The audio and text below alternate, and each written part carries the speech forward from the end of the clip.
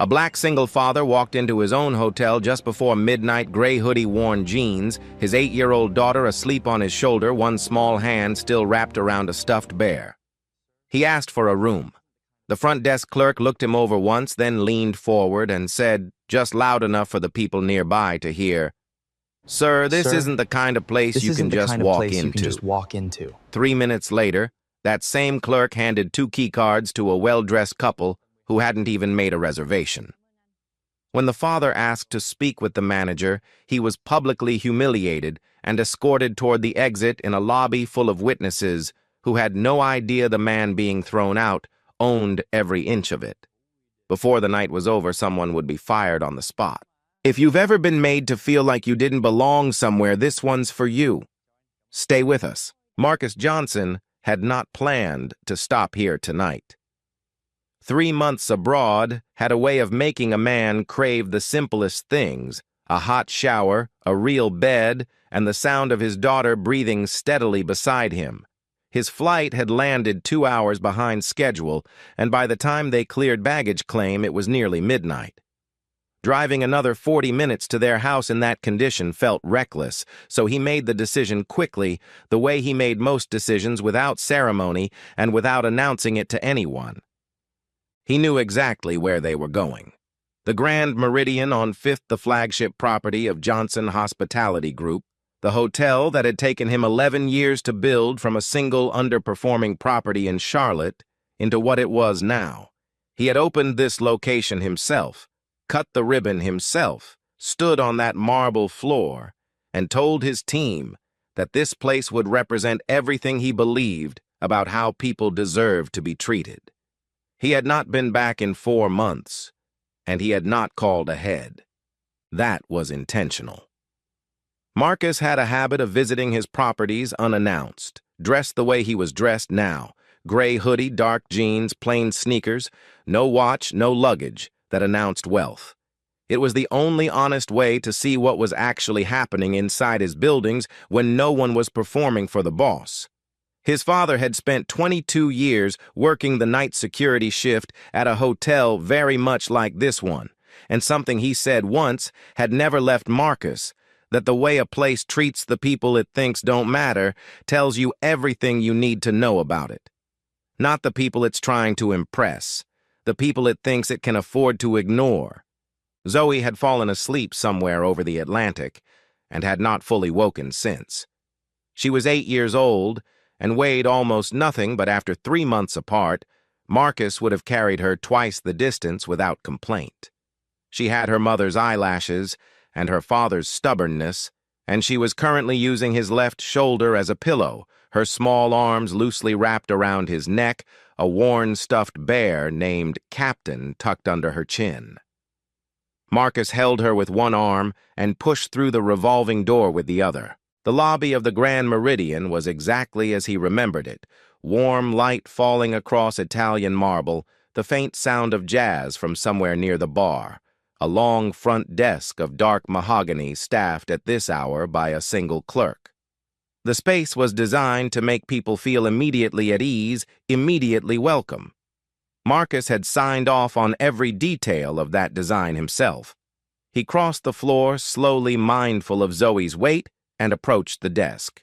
The clerk was a young man in his late 20s, well-groomed, wearing the hotel's navy uniform with the kind of careful precision that suggested he took appearance very seriously. His name tag read Derek.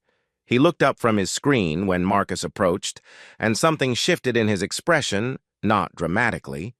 Not rudely, just a quiet recalibration. The way a person's face changes when their eyes deliver information their brain has already processed. He looked at the hoodie.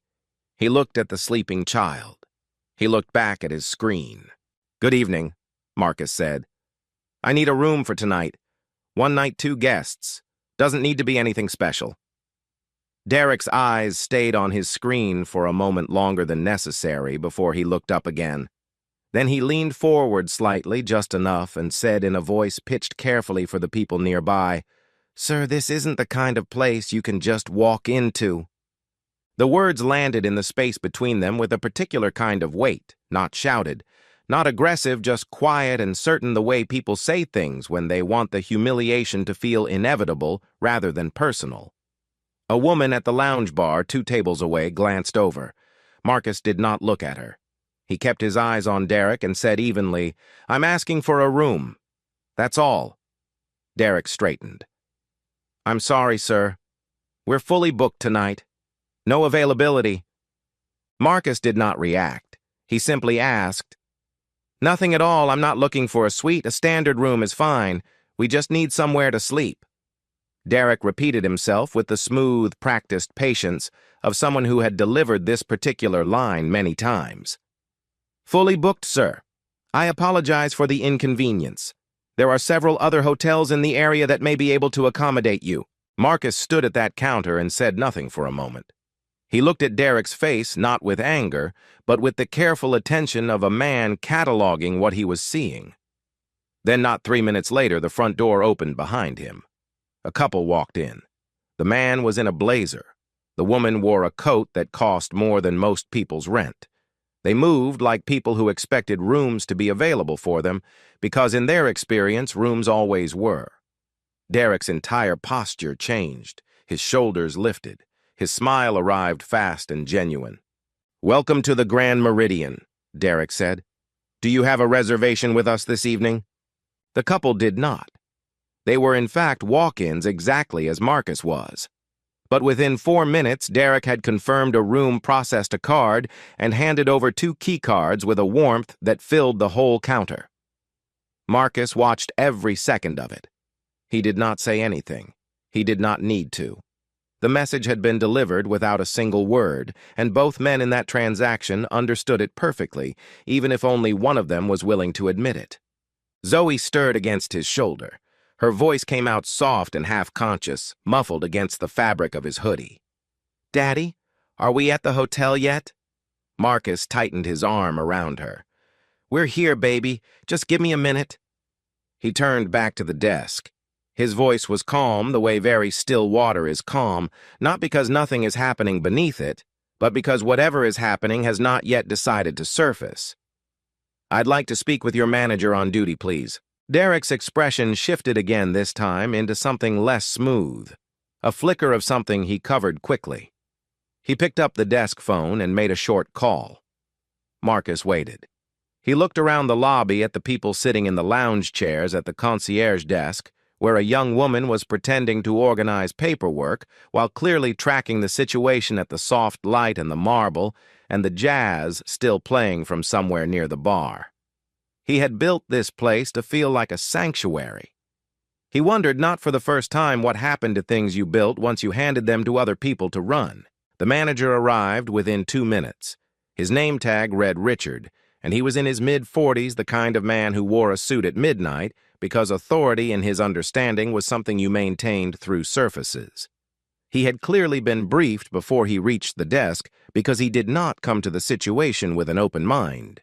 He came to it with a conclusion already drawn. "Sir," Richard said, positioning himself beside Derek in a way that made the geometry of the situation obvious, 2 of them on one side, Marcus on the other, Zoe asleep on his shoulder. "I understand there's been some confusion. My staff has already explained that we don't have availability tonight. I'm afraid there's nothing further I can do for you." "There's no confusion," Marcus said. "I watched your staff book a room for a walk-in couple while telling me there was nothing available. I'm asking you to explain that." Richard's expression hardened slightly the way a position hardens when challenged by someone it has already decided to dismiss. "Our staff exercised their professional judgment.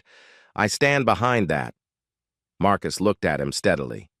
"Your professional judgment." "That's correct." For a long moment, Marcus said nothing. He thought about his father, about the 22 years of night shifts, the uniforms worn through at the elbows, the way his father used to come home and sit at the kitchen table without talking for a while before he could become himself again.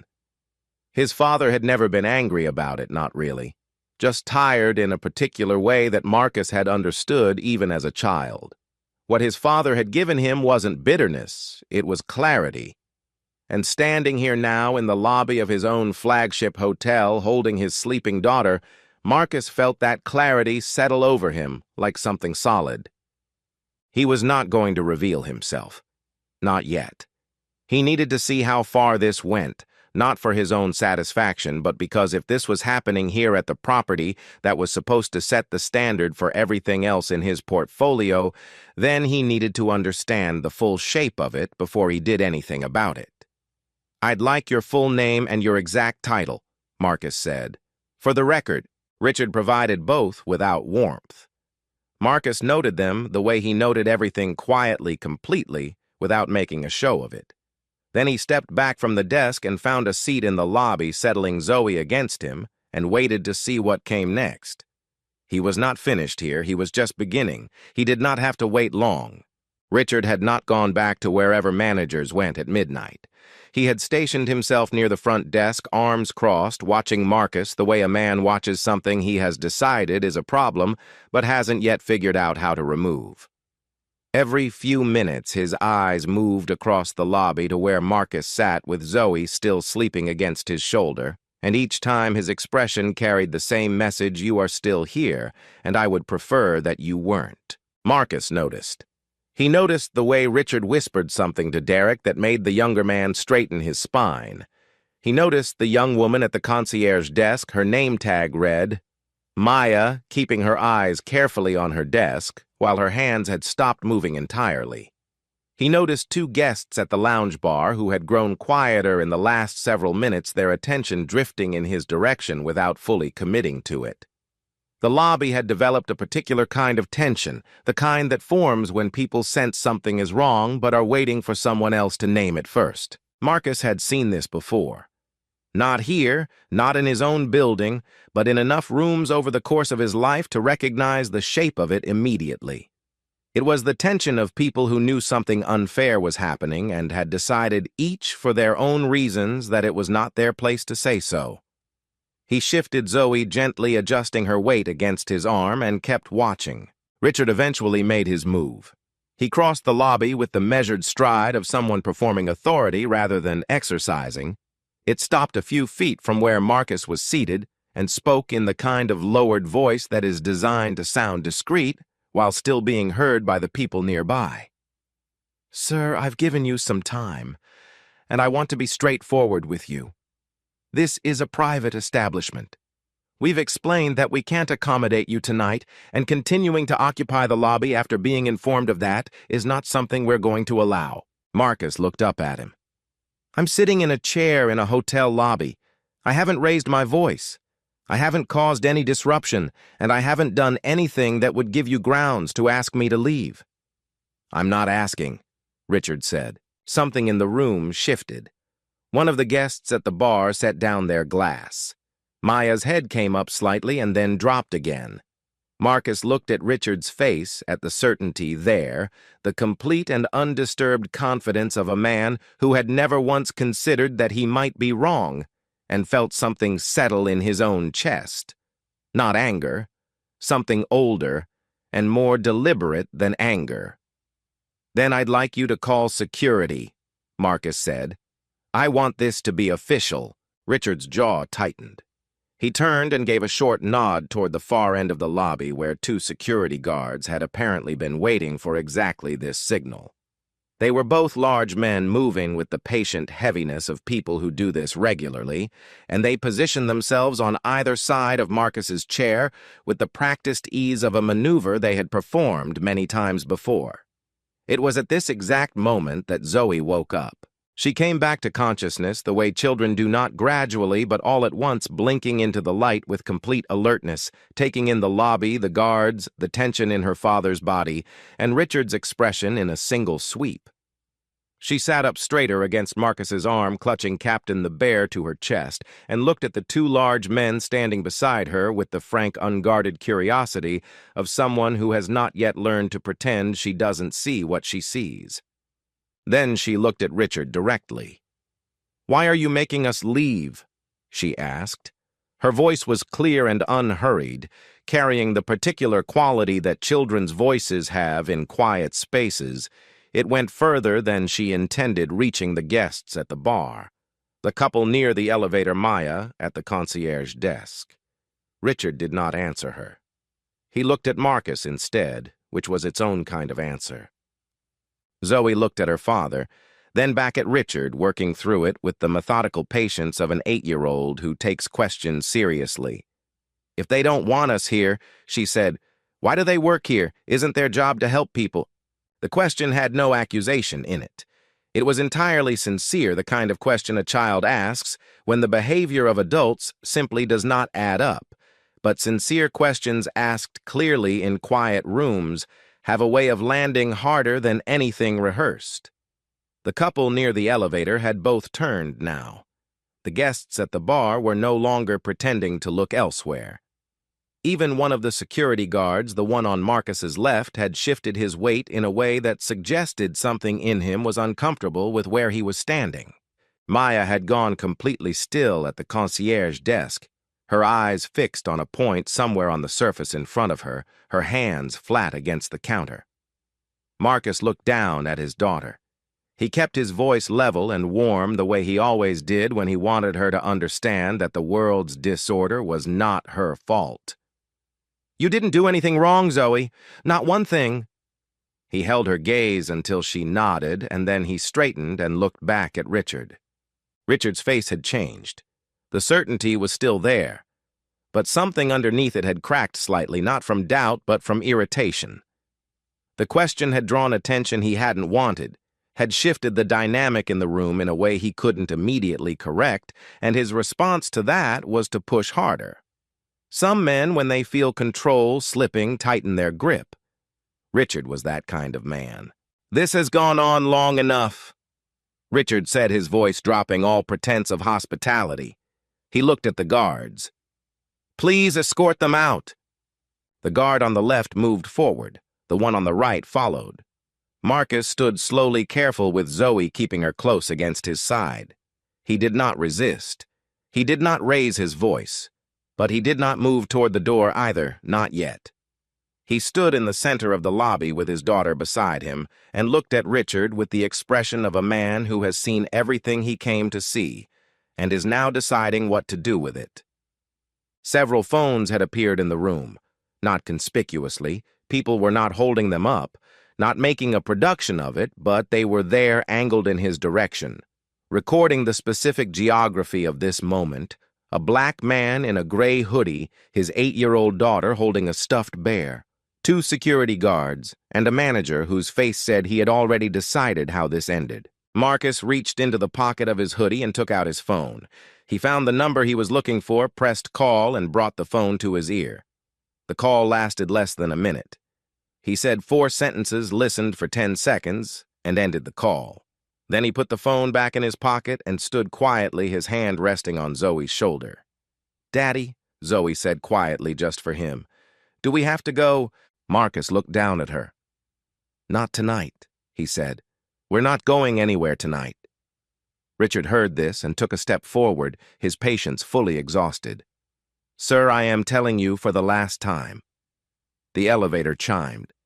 It was a small sound, the kind the lobby produced dozens of times a night without anyone noticing. But every person in that room noticed this one. The doors opened, and Thomas Webb stepped out, the CEO of Johnson Hospitality Group, silver-haired, wearing a dark suit that he had clearly not had time to fully straighten before coming downstairs. Beside him were 2 other men from the executive team, both moving with the barely contained urgency of people who understand the precise weight of what they are walking into. Thomas crossed the lobby floor directly to Marcus. He did not look at Richard. He did not look at Derek. He looked at Marcus the way a man looks at someone he has just realized he has failed, and he stopped in front of him and said with a formality that carried genuine weight, "Mr. Johnson, I'm sorry you were kept waiting."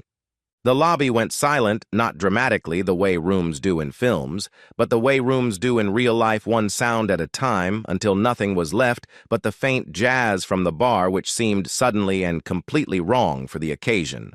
Thomas turned to face the front desk.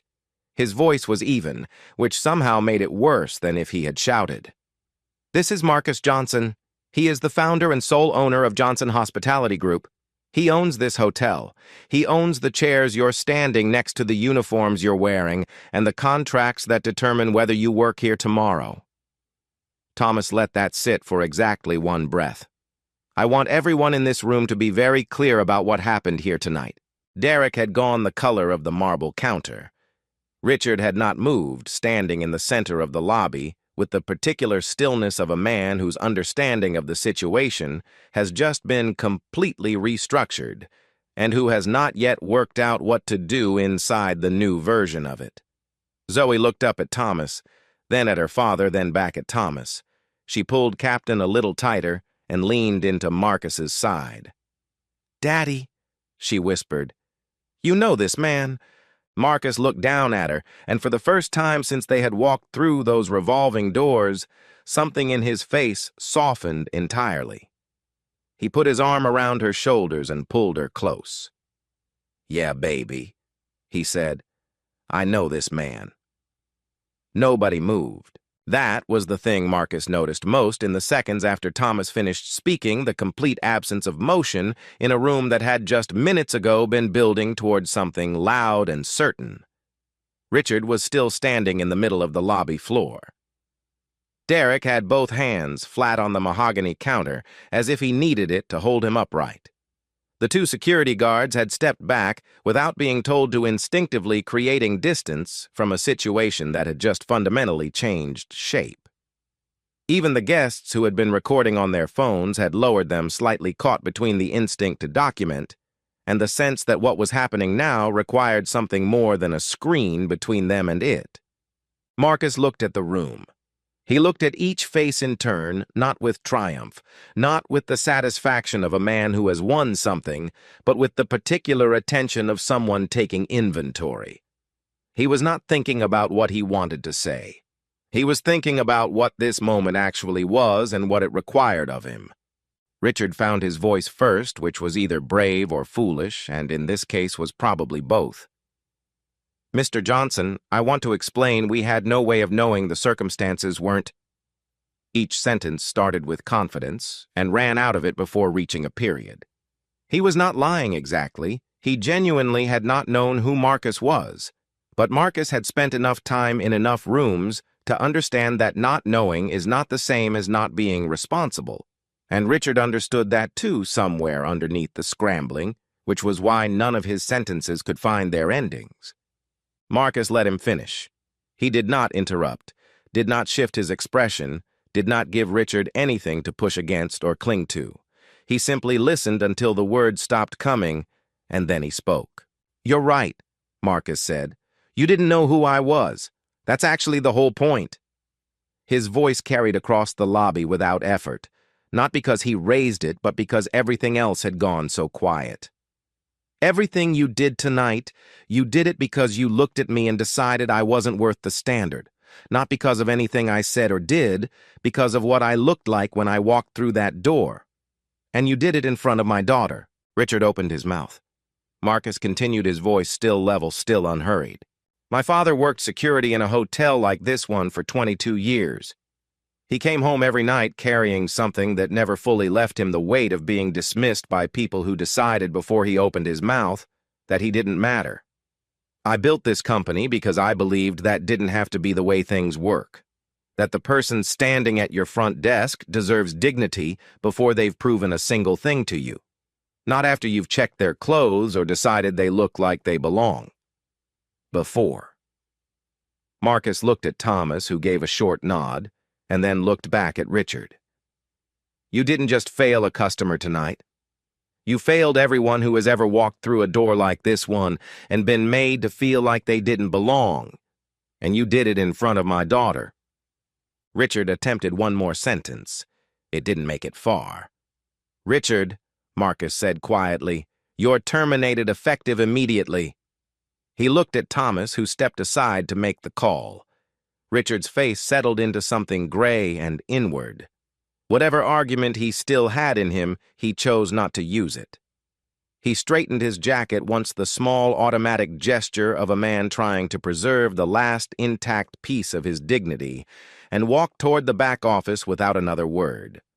Derek was next, and Marcus crossed to the front desk, slowly giving the younger man time to understand what was coming. Derek looked like he hadn't taken a full breath in several minutes, his jaw tight, his eyes carrying the particular shine of someone working hard to hold themselves together.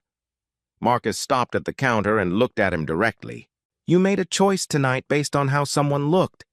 I want you to sit with that, not with what it cost you professionally, but with what it means. What it actually feels like to be on the other side of it." Marcus kept his voice even, not unkind. "I'm not ending your career here. But you're going into a full retraining program, not skill-based, values-based. You're going to spend real time understanding what this work is and who it's for. If you come out the other side and still want to be here, the door is open. But tonight cannot happen again. Not to anyone." Derek nodded. It was a small movement, but it was real. Marcus turned and walked to the concierge desk where Maya had been standing motionless through all of it, her hands flat on the counter, her expression carrying the particular tension of someone waiting to find out whether they are in trouble for something they didn't do. He stopped in front of her and kept his voice quiet enough that it was only for her. "You saw it," he said. "You knew something was wrong and you couldn't say anything. I understand why the structure here made that very hard, and that's a failure of leadership, not of character." Maya opened her mouth slightly, and Marcus continued before she could apologize. "But I watched you tonight. The way you tracked what was happening, the way something in you recognized where the line was even when you couldn't cross it, that matters. Starting tomorrow, you're moving into a supervisory role in guest services, because I need people in positions where they can actually act on what they know is right." Maya looked at him for a moment with an expression that moved through several things before settling into something that lived between relief and resolve. "I won't let you down," she said. "I know," Marcus said simply. He turned back to face the room. The guests who remained were watching him openly now, no pretense. No phones held up, just people waiting to hear what came next.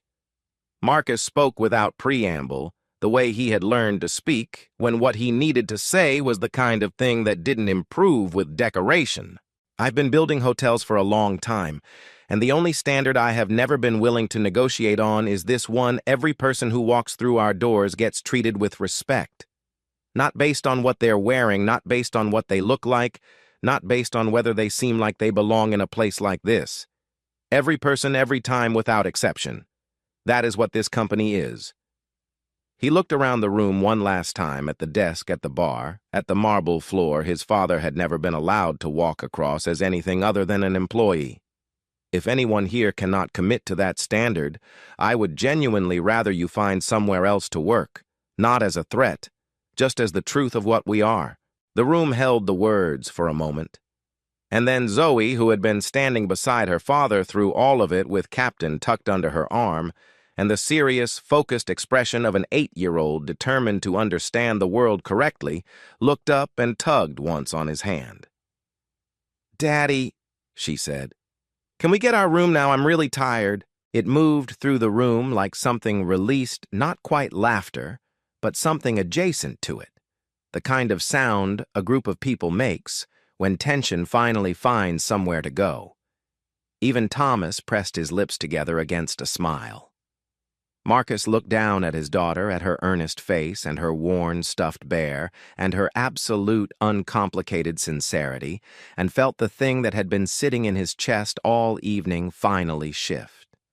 Not disappear, just move into something that had more room in it. "Yeah, baby," he said. "We're getting our room."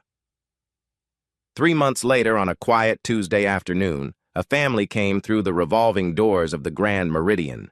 2 parents, travel-worn, dressed for comfort rather than impressions, with 2 young kids trailing behind them, one of them dragging an overstuffed backpack and refusing all offers of help with the absolute conviction of a child who has decided this is a matter of principle. Maya was at the front of the house when they came in.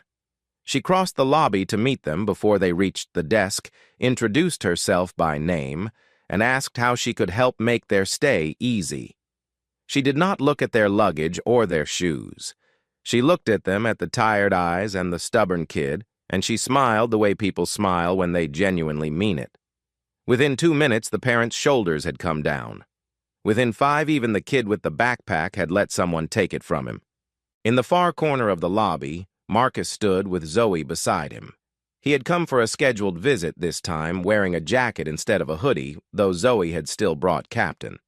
They had been there for 10 minutes, and he had not announced himself to the floor yet because he wanted to see this first, just the ordinary work of the place, the everyday version of the thing he had spent his life trying to build. Zoe watched Maya lead the family toward the desk, watched the kids light up when Maya said something that made them laugh. Then she looked up at her father. "Is that what it's supposed to look like?" she asked. Marcus watched the family settle in, watched the tired parents exhale, watched the kid with the backpack finally let it go. "Yeah," he said, "that's exactly what it's supposed to look like." Zoe considered this with the quiet thoroughness she brought to most things. Then she nodded, once tucked Captain under her arm, and reached up to take her father's hand. Marcus held it, and they stood there together in the corner of the lobby he had built, watching the place finally become what he had always meant it to be. Every person deserves to be treated with dignity before they prove anything, before they show you what they have, before you decide whether they belong. That's not just good business. That's just what's right. If this story stayed with you, subscribe and stick around. We tell more stories like this one every week.